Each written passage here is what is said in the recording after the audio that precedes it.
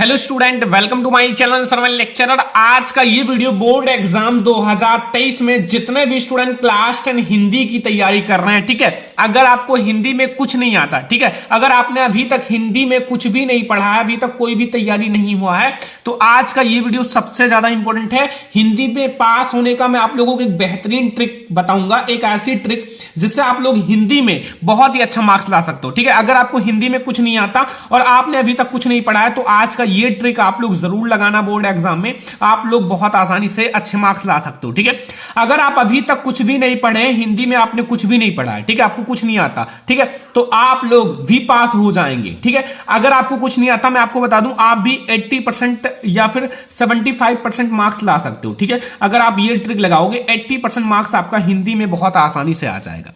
ठीक है, जो छात्र कुछ नहीं पढ़े उनके लिए। और ऐसी वीडियो YouTube पर पहली बार आ रही है, ये पहली बार ऐसी वीडियो आपको पूरी YouTube पर ये वीडियो नहीं मिलेगा, ऐसे ट्रिक कोई नहीं बताएगा। ठीक है, ये वीडियो आप लोग लास्ट तक देखना। हमारे पास एक हिंदी का वायरल पेपर है जो बोर्ड ने जारी किया है। ठीक है, ये हमारा हिंदी का वायरल पेपर है जो कक्षा 10 हिंदी का है। ठीक है, अगर आपको कुछ नहीं आता, अगर मैं आपको बता दूं, अगर आपको कुछ नहीं आता, मैं आपको एक ट्रिक बताऊंगा, एक ट्रिक अभी आप लोग इसी पेपर को सॉल्व करके 80% दिखा दोगे और 80% मार्क्स आसानी से लाओगे। ठीक है, ये बहुत ज्यादा वायरल पेपर है। अभी मैं आपको सॉल्यूशन बताऊंगा और अगर आपको कुछ नहीं आता तो भी आप लोग सॉल्यूशन करोगे। ठीक है, तो ये आप लोगों का है। हिंदी में अगर कुछ ना आए तो आप लोग ये ट्रिक लगाना जो मैं आपको बताऊंगा। ये ट्रिक अगर आप लगाओगे तो बहुत ही अच्छे मार्क्स आएगा और मैं आप लोगों को कॉपी में लिख कर समझाऊंगा कि आप लोग बोर्ड एग्जाम में कॉपी में लिख कर आओगे अच्छे से। ठीक है, बहुत अच्छे से।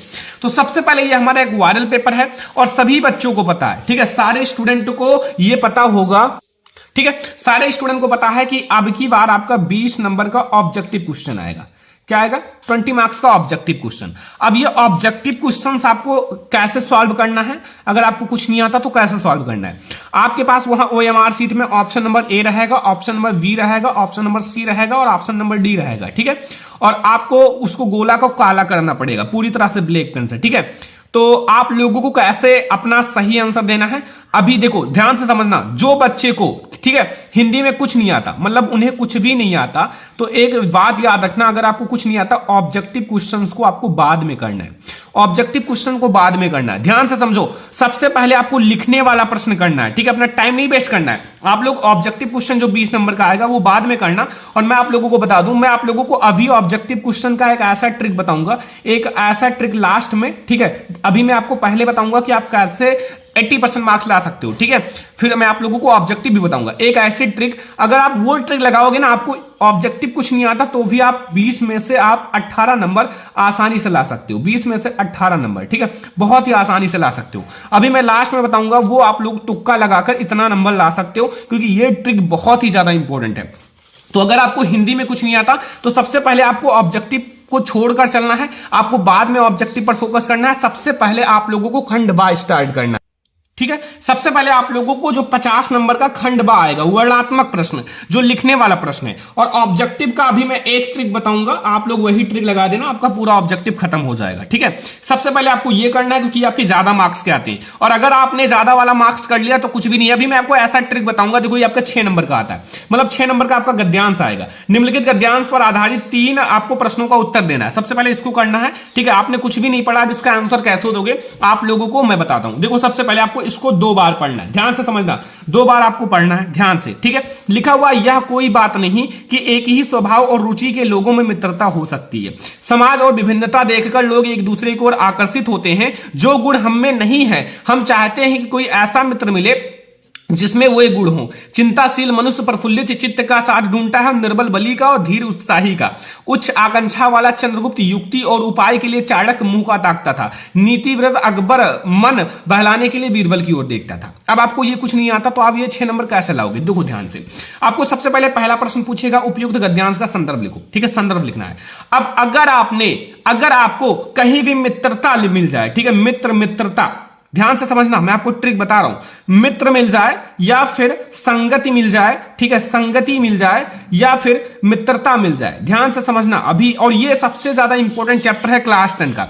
अगर ये सब चीज मिल जाए तो वो आप लोग समझ लेना मित्रता पाठ से लिया गया। किस चैप्टर से? मित्रता चैप्टर से। मित्रता चैप्टर से लिया गया, ठीक है। अब अगर मित्रता चैप्टर से लिया गया है तो इसके लेखक कौन है? आचार्य रामचंद्र शुक्ल जी हैं। कौन है? आचार्य रामचंद्र शुक्ल, ठीक है, आचार्य रामचंद्र शुक्ल जी हैं। अब आपको संदर्भ कैसे लिखना है अभी मैं आपको बोर्ड एग्जाम की कॉपी में बताऊंगा। और हाँ, अगर आपको दूसरा चैप्टर का ट्रिक लेना है तो ममता, आपको उसमें ममता लिखा अगर दिखाई दे, ठीक है, ममता, तो आप लोग समझ जाना कि वो हमारा ममता चैप्टर से है जिसके लेखक जयशंकर प्रसाद जी। बस यही दो चैप्टर में से आएगा आपके बोर्ड एग्जाम में, ये 6 नंबर का क्वेश्चन। तो संदर्भ आपको कैसे लिखना है, संदर्भ कैसे लिखना है, ये भी बहुत सारे बच्चे कमेंट करते हैं। सबसे पहले आप लोगों को बोर्ड एग्जाम की कॉपी ऐसे ही रहेगा जैसा मैं आप लोगों को दे रहा हूं, ठीक है, ऐसे ही आपका बोर्ड एग्जाम का कॉपी रहेगा, ठीक है। सबसे पहले आपको एक तरफ अंडरलाइन कर लेना है, ध्यान से समझना, एक ही तरफ अंडरलाइन करना है, ठीक है, एक तरफ आपको अच्छे से अंडरलाइन कर लेना है। अंडरलाइन करने के बाद अब आप लोगों को सबसे पहले ध्यान से राइटिंग से लिखना है, राइटिंग मेन है। आपको खंडबा से शुरुआत करना है, ठीक है। आपको ऑब्जेक्टिव क्वेश्चन का आंसर ओएमआर शीट पर देना है। तो यहां सबसे पहले आप लोग डाल देना खंडबा, ये आप लोग ध्यान से समझना, खंडबा, और इसको आप लोग अंडरलाइन कर देना, खंडबा, ठीक है।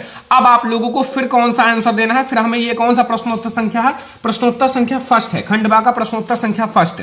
तो आप लोग यहां सबसे पहले डालना प्रश्नोत्तर संख्या फर्स्ट। ध्यान से समझो, ऐसे ही आपको कुछ नहीं आता, अभी देखना सारा आप कर दोगे। प्रश्नोत्तर संख्या फर्स्ट। अब मान लो आपको लिखना नहीं आता, क्या आपको संदर्भ भी लिखना नहीं आता, तो मैं आपको एक संदर्भ बताऊंगा, वैसे आपको चाहे गद्य हो पद्य हो हर में वही अप्लाई करना है। मान लो नहीं आता तो आप केवल यही डाल सकते हो, क्या आप लोगों को नहीं आता तो केवल पाठ का नाम और लेखक का नाम, हेडिंग डाल दो, पाठ का नाम, मित्रता, और लेखक का नाम आचार्य रामचंद्र शुक्ल, तो भी आपको फुल नंबर दिया जाएगा, ठीक है। लेकिन अगर जैसा बताऊंगा वैसा लिखोगे तो आपको और भी अच्छा नंबर दिया जाएगा, ठीक है।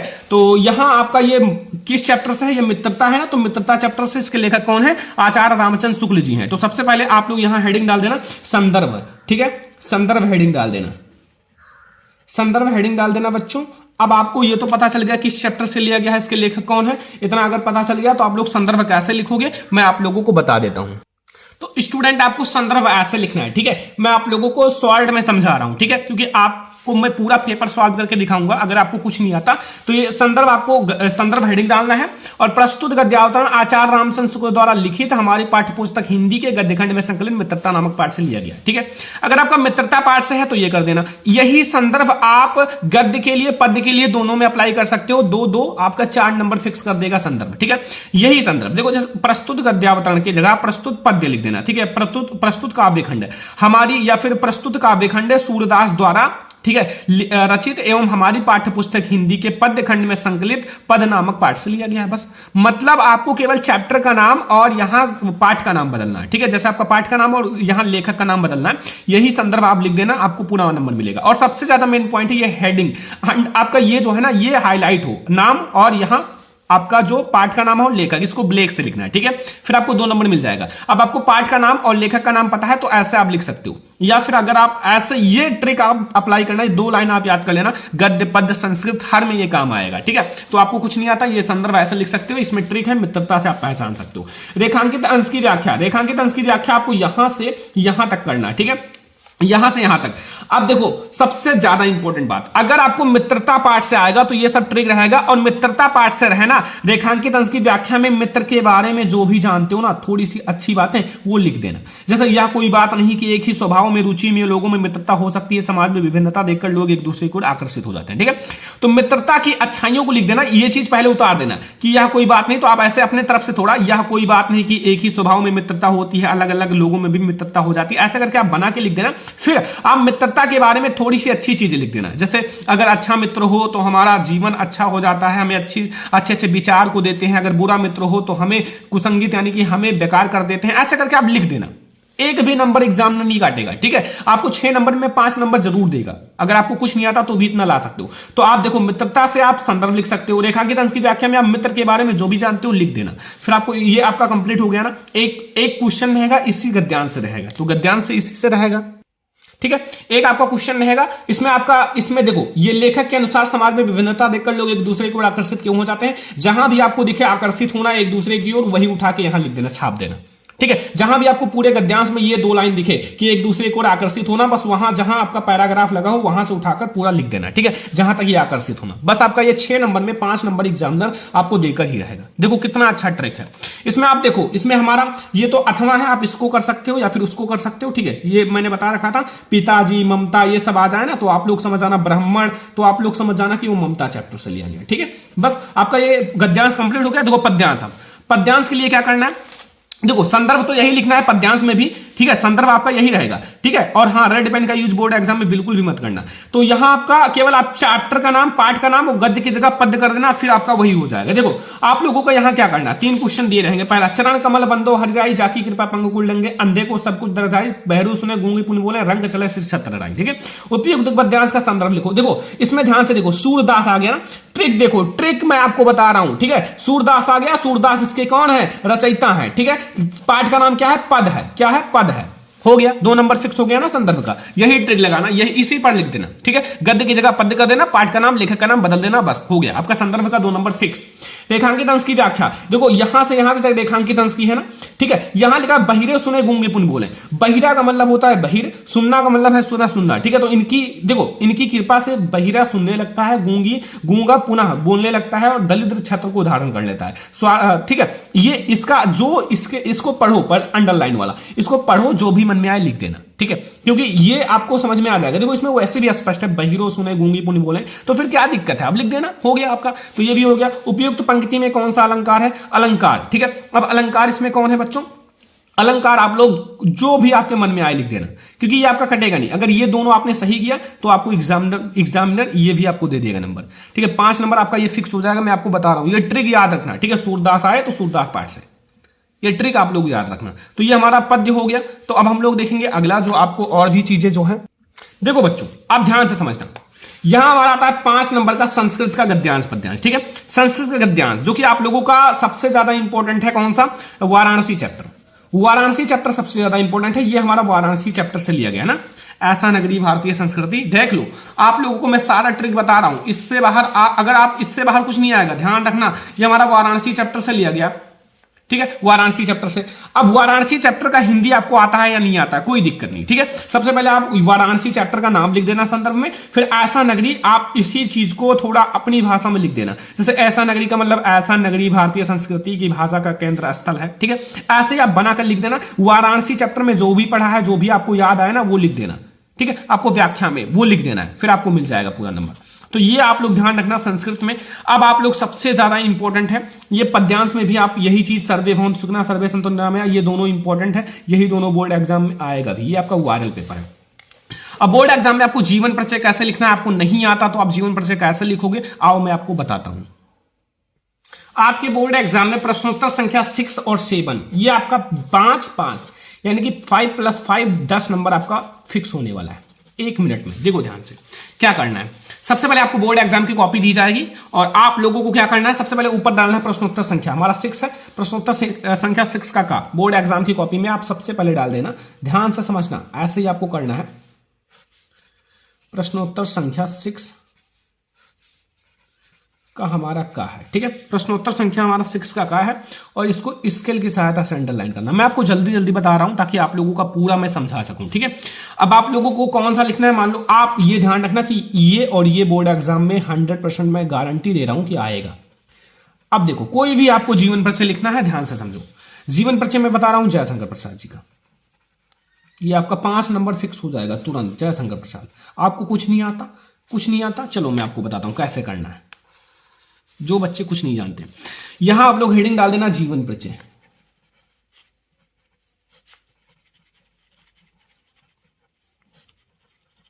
जीवन परिचय, ठीक है।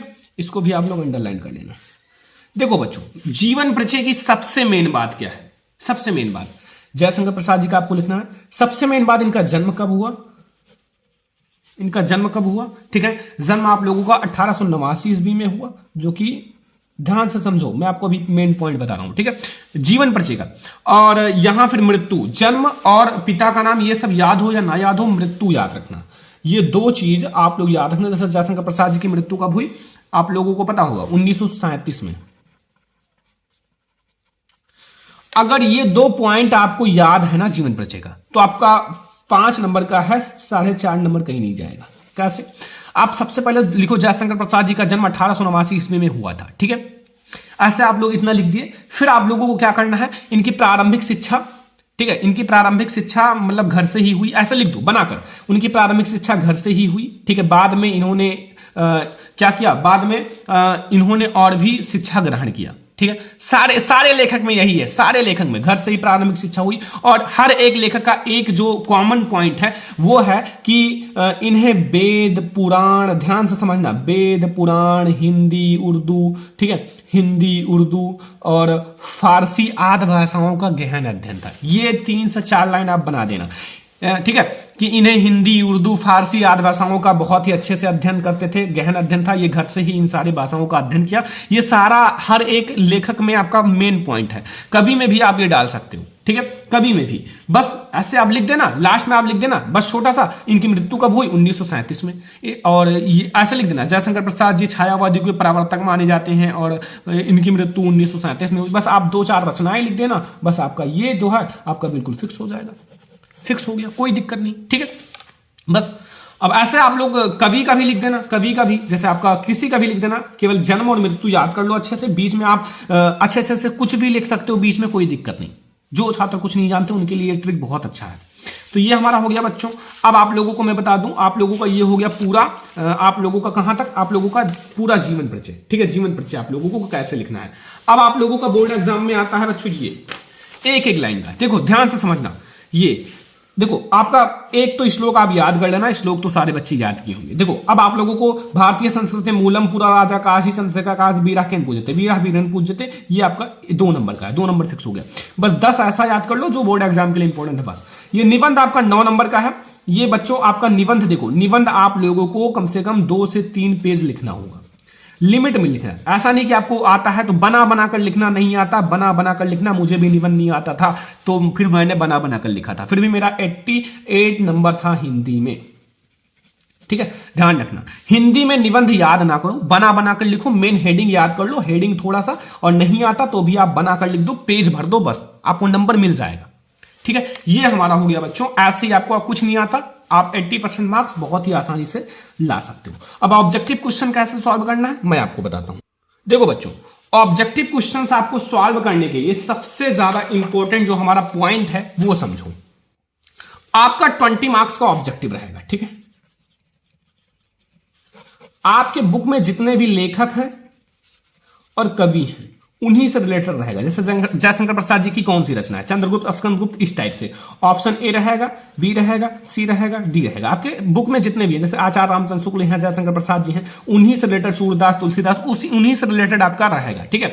जैसे आप लोग देखो यहाँ चिंतामणि जो है किस विधा पर है, तो चिंतामणि किसकी रचना, आचार्य रामचंद्र शुक्ल, पहला चैप्टर है, ठीक है। नहीं पता है तो पहले चैप्टर का है ना, पहले चैप्टर का है तो आप समझ लो कि हमारा पहला चैप्टर है, तो पहला वाला टिक लगा दो, गोला पहले चैप्टर का है, पहला वाला लगा दो। और सबसे मेन पॉइंट, ठीक है, आपके जैसे आपका हंसना शब्द आ जाए ऑब्जेक्टिव में, हंसना, ठीक है, और रस हो तो वो आप हास रस लगाना, ध्यान से समझना, हास रस। अगर शोक आ जाए, रोना धोना ये सब आ जाए तो करुण रस, इससे रिलेटेड 2 नंबर का आएगा। बस अगर हंसना है हास रस, रोना धोना है करुण रस, ये आपका 2 नंबर फिक्स हो गया। 1 नंबर का 10th में ऑब्जेक्टिव आएगा, ठीक है। और अगर आप लोगों का आ जाए ऑब्जेक्टिव में 4 ऑप्शन हो, ए बी सी डी, और आपका एक ऑप्शन जरूर, आपके 3 से 4 क्वेश्चन इस टाइप के होते हैं, का और खा दोनों, का और खा दोनों। जैसे प्रगतवादी युग का विशेषता है ऑप्शन नंबर का खा दोनों, या आपका ये, तो आप लोग का खा दोनों वाला जरूर लगाना। ये आपका कम ही क्वेश्चन रहेंगे, लेकिन ये अगर रहेगा तो वो समझ लेना कि हमारा बिल्कुल सही है। ध्यान रखना, ये ट्रिक है तुक्का लगाने का, ठीक है, जो छात्र कुछ नहीं पढ़े हैं उनके लिए।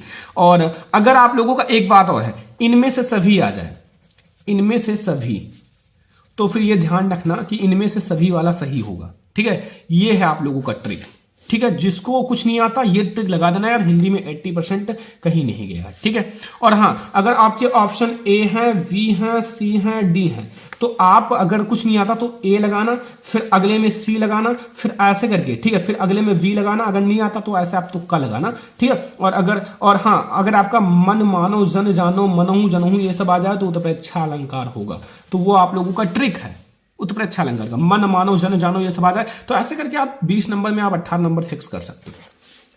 ठीक है। आज का ये वीडियो सबसे ज्यादा इंपॉर्टेंट था। जिन्हें हिंदी में कुछ भी नहीं आता था, अगर ये ट्रिक लगा देंगे ना, हिंदी में 80% कहीं नहीं गया। जो छात्र कुछ नहीं पढ़े हैं, ये सबसे इंपॉर्टेंट वीडियो है। आज की इस वीडियो को सारे बच्चे लाइक करना, अगर और सब्जेक्ट पे चाहिए कमेंट कर देना, लाइक सारे बच्चे करना, शेयर करना। हम लोग मिलेंगे नेक्स्ट इंपॉर्टेंट वीडियो में, तब तक के लिए धन्यवाद।